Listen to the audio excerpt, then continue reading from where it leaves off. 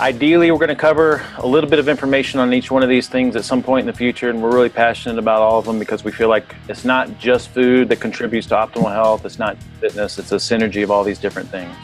So just glance over it. Understand that we'll cover this stuff at some point in the future, or if you join us for this next SHT coming up, like we'll go through all this stuff too.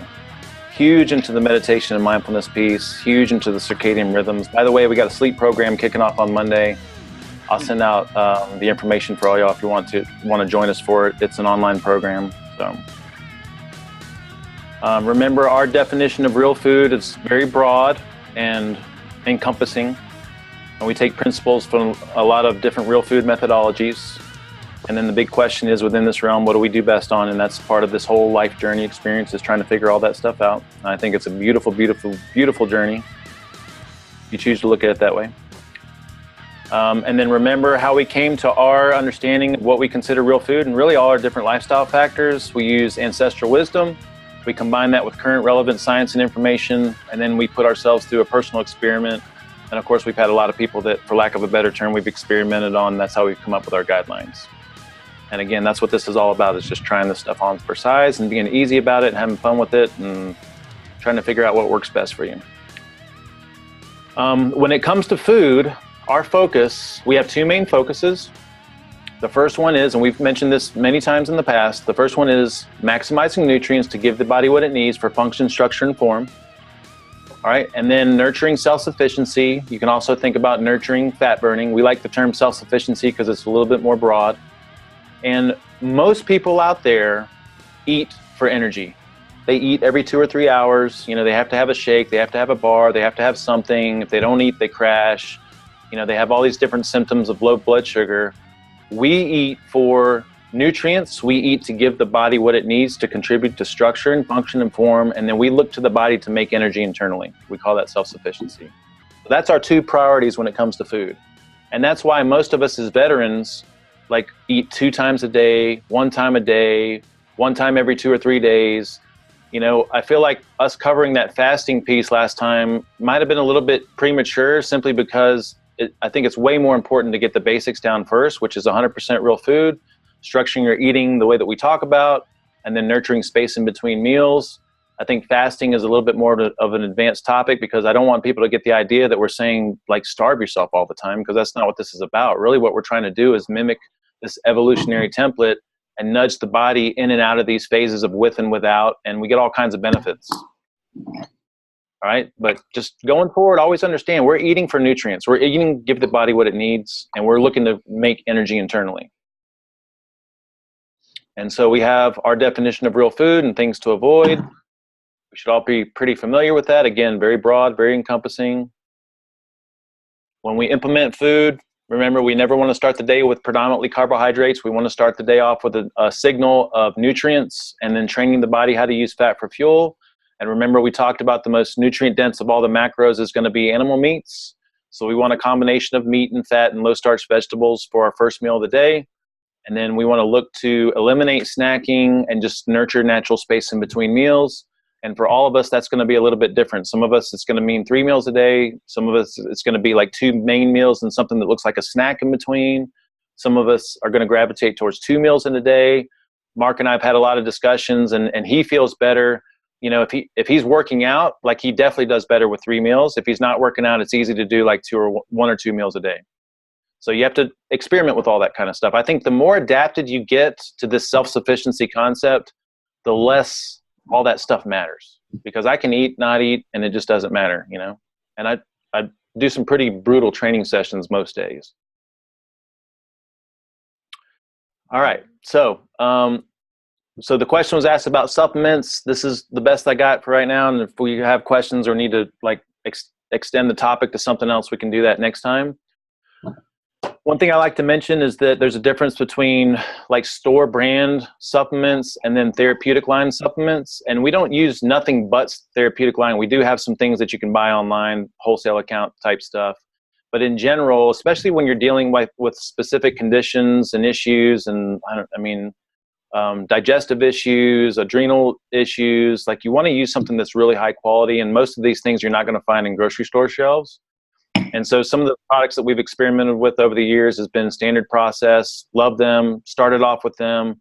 Did a little bit with Apex Energetics, but then we really, really like Biotics Research. And I've toured one of their facilities, and their quality control measures are just top notch.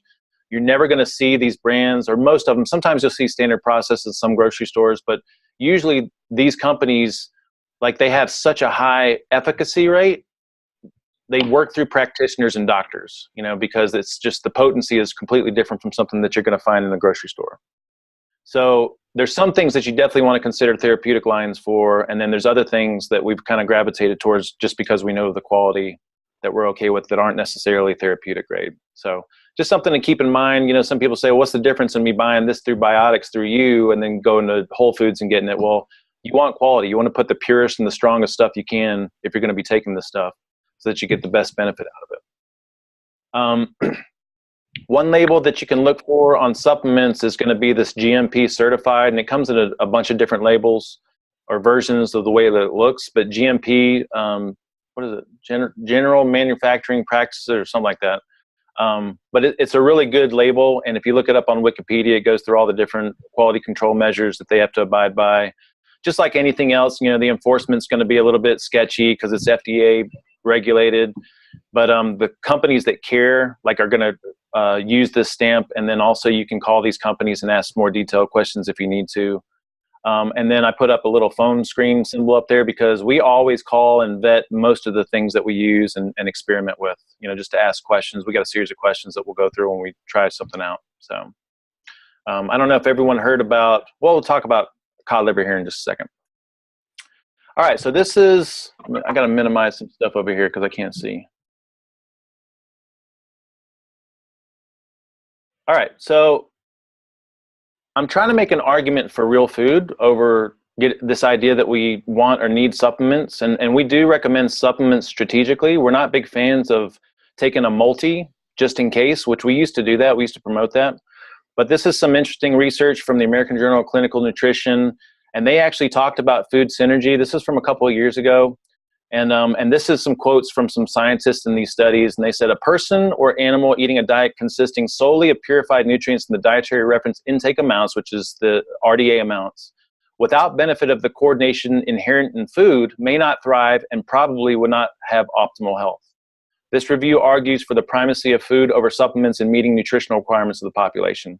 And it was really surprising for me to see something like this in the American Journal of Clinical Nutrition, because there's a lot of supplement research.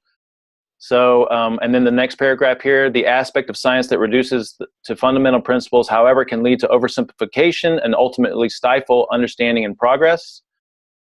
The concept of food synergy is based on the proposition that the interrelations between constituents in foods are significant. This significance is dependent on the balance between the constituents within the food, how well the constituents survive digestion, and the extent to which they appear biologically active at the cellular level. And I just thought that was so well worded. Like, I loved it. Like, that's a huge argument for real food and what we've said from the very beginning, which is we are never going to fully understand why real food is different from taking isolated nutrients, but it just is. There's something magical about it. There's something Mother Nature knows that we don't know, and it's just the way it is, So on food synergy in this study, this is just to summarize some points that they were making. They talked about what they call the buffer effect. So the effect of a large intake of particular nutrient may vary depending on if it's taken in concentrated form or as part of a whole food. And what they found in this study, some of it was, they had a couple of control studies, a lot of it was observational, but what they found was that specific nutrients taken in isolation didn't have as good an impact as when it was with a whole food, derived from a whole food. I saw your name. I'm looking out the window and I said, I thought that's something. People do that all the time. So somebody is okay. That was me. Sorry. No worries, Mark. All right. Second bullet point here, nutrients can affect each other's absorption, such as copper, zinc, manganese, iron. These interdependent nutrients tend to appear together in foods, but not necessarily in isolated supplements. So you do run into a danger with some supplementation of getting out of balance and having some toxicity issues. And we tend to avoid that if we eat real food, because Mother Nature packaged it in exactly the right balance and amounts, and it all tends to work itself out, And then the third point here, produced by technological or biological processes matters. So we want something that's bioavailable and the body understands and can use. And in most cases, anything that's synthetically derived is not going to be something that the body resonates with very well. And they found this in their research and their analysis of all the different data they were looking at. So some examples: real food versus isolation, tomato consumption, and this is in the study, which is a compilation of a lot of different studies. Tomato consumption has a greater effect on human prostate tissue than the equivalent amount of lycopene. Whole pomegranates and broccoli had greater anti-proliferative, and I think they're talking more about like cancer type issues, excess growth or uncontrolled growth, and in vitro chemical effects than did any of their individual constituents. Free radicals were reduced by the consumption. Go ahead. Paul? Yo. Question, since I can't see the screen, what does it say specifically about? Can you hear me? About what? Paul? Yes, I can hear you. About tomatoes. It said okay, they were just. I can't see the screen. Okay. They were using some examples. They had a ton of them. They were using some examples where they found that tomato consumption had a better effect on the prostate than taking lycopene, which is what the recommendation is in a lot of realms, supplement realms, medical community realms, lycopene for prostate issues. So what they found was tomato consumption had a better impact. And just in general, they had a ton of different real food examples where they showed that real food just had a different impact on the body versus taking these isolated nutrients. Now, and there's different elements on whether they're raw tomatoes or cooked tomatoes. I know there can be different properties. Do you have a recommendation on that?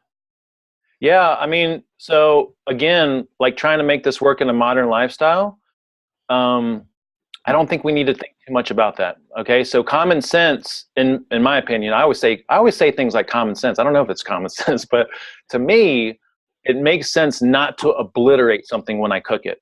But we have been cooking for, it's estimated, over 300,000 years. So cooking pre-digests food. It breaks down cellular walls in plant matter. So it's almost like it makes some things more bioavailable, and it does denature some things. But in the grand scheme of things, if you're getting a balance of real food and a balance of the macros, the way that we talk about, and you're doing some things raw and some things cooked, I think it all comes out in the wash. I think the most important thing to focus on is being 100% real food and structuring your daily meals appropriately without getting too caught up in like cooking, not cooking. Maybe just have this background awareness that I want to mix it up here and there. No, I just had heard that specifically about tomatoes, that there can be a benefit when they're cooked and they bring out certain nutritional properties. That was just specifically about tomatoes. Yeah, I'd say most things in general, I personally believe that most things we're going to do better slightly cooking or steaming. Because again, it's pre-digest. The way that our digestive systems have evolved, they're more focused on nutrient density and caloric density than they are about like fermenting and doing some things that other. So, yes, hey, go ahead. Paul, I have because I've done the supplement round for years. Can I make a small suggestion about, like, I did blood tests and then I had my blood looked at under a microscope, and we found that half of the supplements I thought I needed, I really didn't need. Yeah. So I would highly suggest, before you start taking supplements, make sure you need it. Like, the only supplement I ended up needing to take was an enzyme because my liver wasn't processing the nutrients. So it's saving me like hundreds of dollars a month just by getting a couple tests done that were like $50. Yeah. That I think people get hooked up on, that they need extra supplements when you probably really don't. Right. Yeah. And that's such a great point because, including myself, you have to remember, I came from the whole freaking bodybuilding world. And I mean, I just took every supplement that came on a freaking, advertisement in a magazine, or whatever, because if anything that I felt like was going to boost my performance and make me look or feel better, like I was all for it. But that's a really good point. Like the more that I do this, the longer I do this, I think a lot of us, and I'm not saying us as in you, I'm just saying people in general, are always looking for these complicated answers. Like, what do I need? I need to take, but I'm different because I'm an athlete. I'm different because I do this. So what supplements do I need to be taking? And the beauty of this whole thing is that it boils down to a very elegant process, and that is eat real food, and then we have some strategic recommendations, but there's nothing that is better for you than eating real food. And then, yes, I think blood work can be valuable. There's some mixed thoughts on blood work because blood is so transient and it's moving through the body so fast. And when you look at blood and the nutrients in blood, is it really a direct reflection of how the body's utilizing those nutrients? We don't really know. I mean, sometimes it can be. There's ways to measure nutrients in tissues. But I think that was Amanda. I think that's a really, really good point. Before you go taking a bunch of different isolated nutrients, maybe try to figure out if it's something that you really need to do in the first place, because you could run into some toxicity issues. Mm-hmm. Yeah, I did. When they looked at my blood under a microscope, like my cells were all messed up and I had like a bunch of fuzzy cells that looked like little furry animals. And that just showed bad liver process, I guess, function. And that was like after a triathlon, like a major stressful training and racing. And when I started to take the enzymes and did my blood work after and had kind of a similar training regimen, like the blood looks totally different. And all I changed was taking enzymes. Was that what was the name? The enzymes or the blood test? What? The test where you looked at it under a microscope. I forget what it is. Is it the dark? I forget. She's local. She's like one of my really good friends that does it, and she's local. But it's like it's a prick of the finger, like if you have diabetes, just a prick of the finger. And she just looks under it under a microscope and like puts it up on a big screen TV. And it's amazing just to watch like 8 weeks later what my blood looked like different. Cool. So it's just a point that I thought I needed a whole bunch of fixing, and really it was just enzymes for like $20. So that's just a suggestion. We think we need more, we probably don't. Yep. And I love the enzyme thing because I'm a huge fan of supporting digestion. The stronger your digestion, the better you're assimilating nutrients, and that's kind of what that boils down to. Is that your improving your enzymes and your digestive capacity actually helps you assimilate more of the nutrients in the stuff that you're eating. So good stuff. All right, what time is it? You got a little after 4. Okay, cool. All right, so vitalism versus reductionism. We used to do a whole talk on this. Back when we first started doing our food talks. And so vitalism, I don't know if we coined that or not. I don't even know if that is a word, right? Vitalism. So vitalism looks at food and says, like there's something about this whole food that's like there's a synergy and a life force and all this stuff going on. Reductionism is science. Science looks at an orange and says, what is it about an orange? What is it about this citrusy fruit that when sailors have these long ship voyages, when they eat this fruit, they don't get scurvy, and when they don't eat this fruit, they do get scurvy? And so scientists break it down and try to figure out what it is. They find this little compound in there that makes the difference. They call it something. They call it vitamin C. And then all of a sudden, reductionism says, hey, we need to start taking a lot of these isolated nutrients. So what we would say is that vitalism, like real food, is just different. We're not saying don't take vitamin C and there's not a benefit to certain things, but we're just saying in general, understanding there's just something about real food versus isolated nutrients. All right, so I'm going to go through some points here. 5 food groups, ideal days meals. This is our real food guidelines every day. Like that has to be the focus. That has to be the foundation.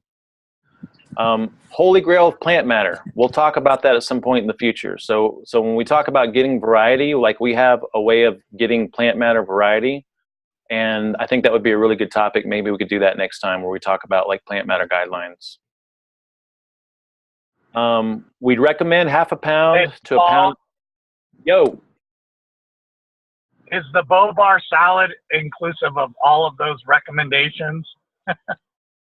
90% of them. Yep.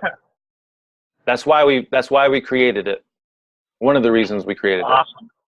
So Bobar is great, man. Bobar's sulfur, bioflavonoids, color, it's great. So great. So seafood, we'd say half a pound to a pound of salmon, sardines, or shellfish per week, because this gives you some balance, some variety. You get some of the omega-3 fatty acids like EPA, DHA. You get some sea-based iodine. Most people are deficient in all these things.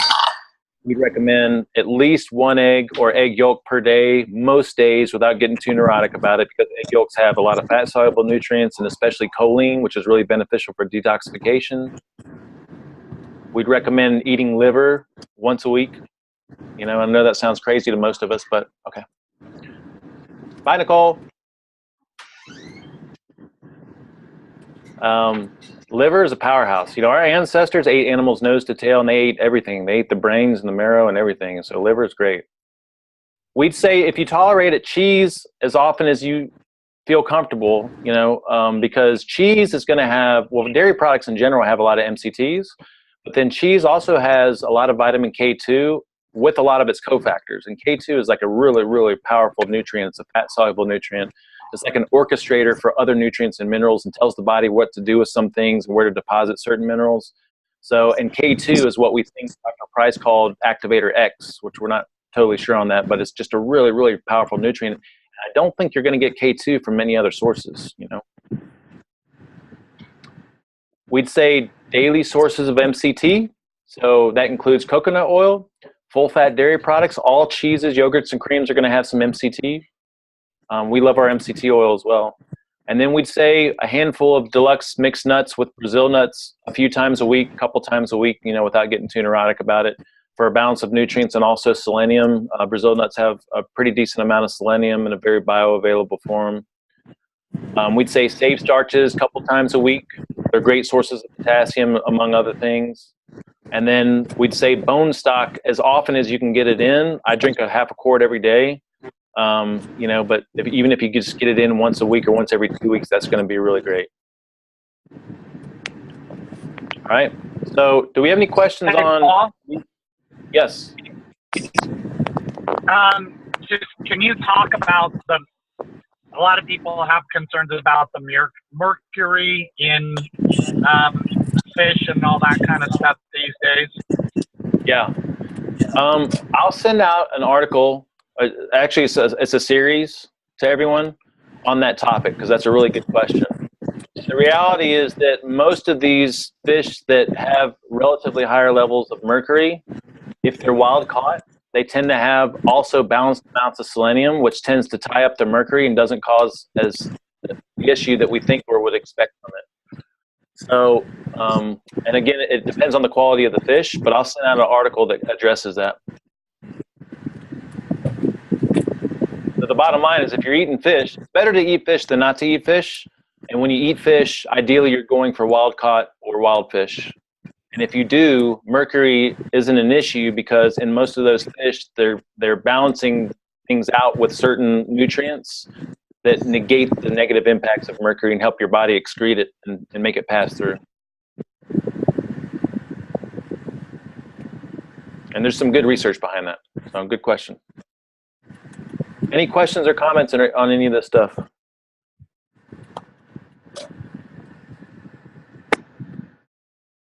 All right, so we'd say butter, coconut oil most days because you get fat-soluble nutrients and you get the MCTs.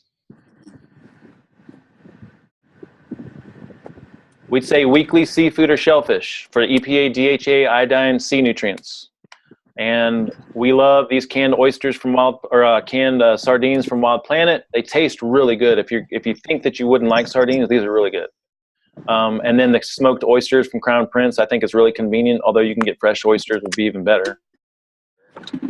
Nutrient powerhouses. Like you think about eating a sardine, you're eating the whole animal. You're getting the bones. You're getting a ton of just everything. You're eating the animal when you eat sardines. And then oysters, nutrient powerhouses, like they're great. I try to do those once a week. And I know this kind of made some people sick at their stomach, but like if you have a hard time eating liver, getting some liverwurst or the head cheese or the Braunschweiger from U.S. Boneless Meat and just doing a chunk of that every night or a couple times a week or something, it's a more palatable way to eat liver than just eating liver.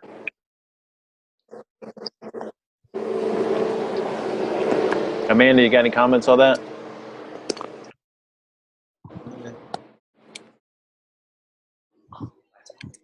That's disgusting. So gross. It's great. You got to give it a shot. I'm gonna cook out dinner one night, feed it to you, and I'm not gonna tell you what it is, and you're gonna love it. No, the texture will make me vomit. I'll know by the color. It sounds horrible. It sounds disgusting. I can't do it either. Hey, I got in big trouble. We had a big potluck party thing, and I sprinkled a bunch of my dry roasted mealworms and crickets into some of my tea balls. I'm Yeah. grossed. I'm disgusted. I have them I next to my can't- salt and pepper like a condiment. We can't be friends anymore. There is zero friendship. I don't like that smushy, gross. They're dry roasted, so they're all crunchy. Blech. Anyway, now if you're in this, so if we could all mute, because somebody's got some background stuff going on, and if you got to talk, just unmute. So if you've been in this holistic nutrition realm for any amount of time, you're going to start to see cod liver oil pop up. Green pastures used to be the thing. It was the only thing offered out there. Rosita stepped up, and they're like their direct competition. And we looked at some lab results, some test results. And by the way, they do test results for just about every batch of cod liver oil they produce. And, you know, nutrient content wise, fat soluble nutrient wise, like compared to green pastures, Rosita blew it away. We love this new Rosita product. We sell it in our office. And there's a difference between cod liver oil and fish oil, because fish oil is extracted from fish. Usually there has to be some heat involved. And we just know theoretically that heat and EPA and DHA don't mix very well. But if you take fermented cod livers and you just ferment them in vats and then extract the oil, it doesn't take any heat to extract it, then you keep those things intact. And because it's cod liver oil, not just fish oil, you're getting vitamin A and vitamin D and a bunch of other fat-soluble nutrients and cofactors. So these come in capsule, and they don't have a fishy taste or aftertaste. You know, some people, you know, sometimes when you take fish oil, you'll burp up a fish taste, and these don't, and they're great. They're very powerful.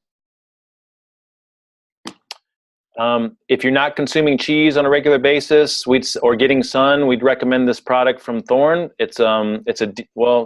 Actually, it should be a D3K2 combo.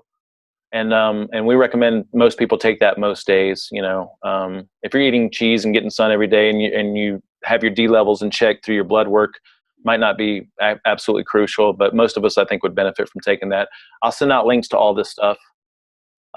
We love MCT oil. This cap tree from Perio Performance had the highest test markers for ketones in some metabolic ward studies. So they tried out like this one, Bulletproof's Brain Octane. I can't remember. There's a couple of other C8 chain ones. And this one had the best performance, and we love it. Like, we have people that just report such great things from it. It's some of the benefits you get from MCT oil are going to be very subtle, but you should notice over the long term, less of a need to eat so frequently, more space in between meals naturally, a little bit more energy, a little bit more brain function. Handful of mixed nuts. Hey, Paul. Yep. Sorry. Since I got that bottle of that MCT oil from you, I don't have any of the challenges I had with the Bulletproof, and yep. So it's great. It's good stuff, man. It's really high quality stuff. I'd recommend everybody give it a shot. I think that's something that we'll definitely be promoting, you know, as we build this thing. So, now, we're not big fans of protein powders, but collagen powder has so much research behind it. We recommend collagen powder, you know, on a regular basis. And so collagen powder, if you get the peptide version, that means that it's not like the Jell-O stuff. So when you mix it in water, it doesn't gelatinize. It mixes in cold water, warm water. You can sprinkle this on foods, so when I do any cooking in the skillet, I can take a big scoop of this and sprinkle it, and it has no taste. It's odorless. So collagen is something that's missing when we're eating a lot of muscle meat.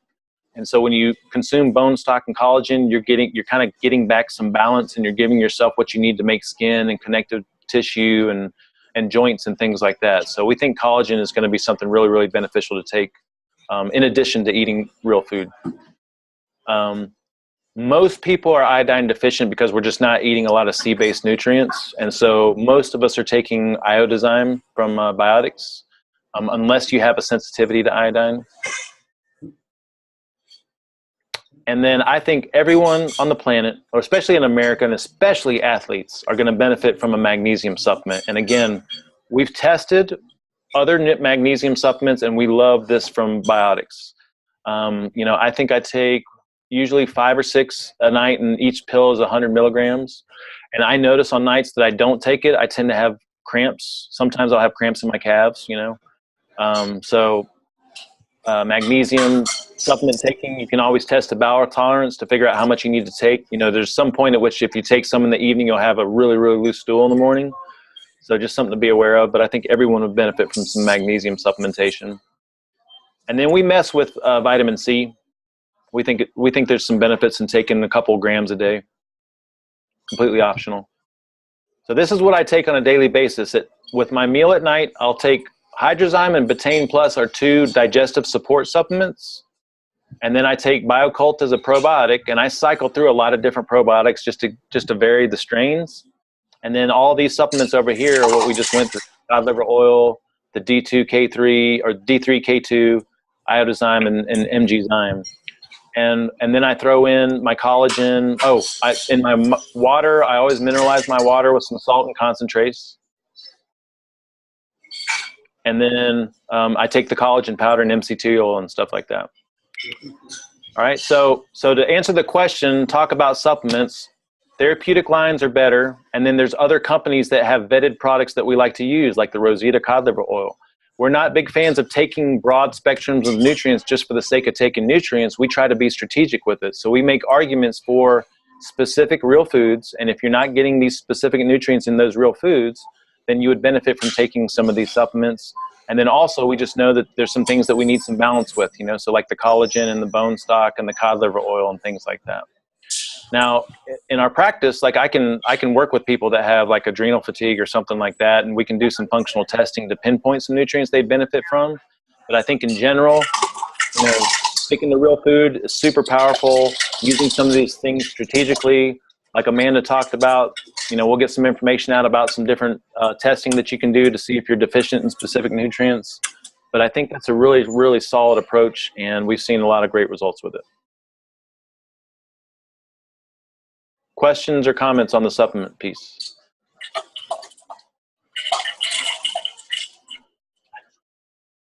All right. And then bars, I just got to ask the question, like, what are bars for? Because I can tell you, like, it's just, there's something different about eating real food versus having bars. Now, if you're looking for a bar for convenience, then I get that. Sometimes you're in a pinch and you're hungry and you need something that you can grab on the go. What I would try to get out of and refrain from and avoid the mindset of is like having bars as meal replacements, or having bars in lieu of real food, fresh food, stuff that you prepare on your own, because I just intuitively, we just feel like it's going to be different, and we're moving in a direction away from being real foodies, which is what we want to teach people, is how to be real foodies, But there are some bars out there that we like. So the Epic bars and that whole Epic bar line, it's great. Like, they're awesome. All pasture raised, like really high quality stuff. I love those in a pinch. I don't have a problem eating 2 or 3 of those. Laura bars, the ingredients of Laura bars, check out, and they're usually pretty sweet. So I'd say a Laura bar as a treat here and there, maybe a post-workout thing, hike or something like that would be fine. Read the ingredients on it. So far, all of them have checked out that I've looked at, but you just don't ever take my word for it. Always read the ingredients. Quest bars tend to check out, and they're low carb. And then Primal Kitchen has anything from Mark Sisson is going to be great, but Primal Kitchen has some dark chocolate almond bars that have collagen in them, and they're great too. So those would be great on the go. But I would say try to make the majority of your nutrients come from real food. Use these as a just in case, or maybe, like a hike thing or something like that. Understand, you always want to take advantage of space and natural space and cultivating space. So don't feel like you have to eat at specific times of day. Just eat when you're hungry. So I wouldn't have these around and then just eat them because it's there, because we want to nurture natural space where we can, so the body's tapping into its own fuel resources. But again, like having these as an option is great. I'll send out some links to where you can get these.